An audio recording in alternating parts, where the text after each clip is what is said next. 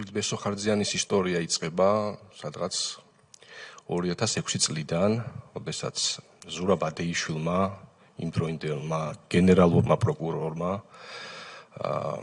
ესე იბარებდა ბიზნესმენებს, რა უნდოდა ხა ბესოხარძიანს ზურაბ ადეიშვილის მეგობარი არ იყო და რა უნდოდა მის კაბინეტში ბესოხარძიანს არ ვიცი, მაგრამ ეს დაიბარეს. გესწრებოდნენ რამოდენიმე ადამიანები და პირდაპირ განუცხადეს, რომ კუსპაზე რომ სიხარ, კუსპა მოგეხსენებათ ყოს ხა ერთ-ერთი ბიზნესი იყო მამაჩემის და განუცხადა პირდაპირ რომ უნდა გადაიხადო თანხა. ეს თანხა დაუსახელა $5 მილიონი იყო და მოკლედ, როდესაც გაიაზრა უკვე მამაჩემა რაშიც მდგომარეობდა საქმე, წამოვიდა და დაიწყო ამ თანხების მოძიება. რა თქმა უნდა, რომ ეს თანხა გადაიხადა, წინააღმდეგ შემთხვევაში რა თქმა უნდა, მოუწევდა პრობლემები შეექმნებოდა, მოკლედ რო ვთქვათ. ეს თანხა გადაიხადა ინგლისური კომპანიის მეშვეობით. ამ კომპანიის სახელს ნამდვილად ვერ გავიხსენებ, მაშინ არსებობდა ესეთი კომპანია. იძულებული გახდა, რომ კუსპა ჩაედო ამ კომპანიაში და ამ თანხის გადახდა მოხერხდა. ჩაარიცხნეს ეს თანხა.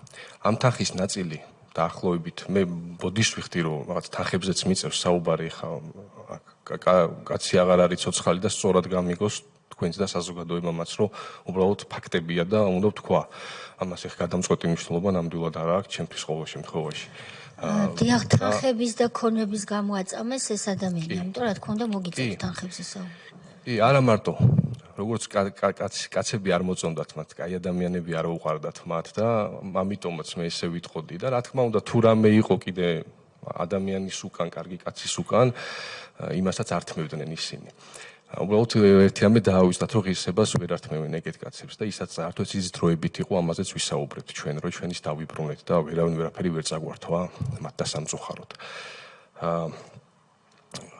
გავჩერდი იქ, რომ ეს თანხები გადახდა მოხდა, ხო აქედან ხომ $5 მილიონი $1,500,000 აყედინეს სიღნაღში, წნორში, აყედინეს, უბრალოდ წნორში აყედინეს რაღაც გაურკვეველი ავტოფარეხი აუქციონის წესით, სადაც მარტო თვითონ იჯდა ამ აუქციონზე და ესე აყედინეს ეს ავტოფარეხიც.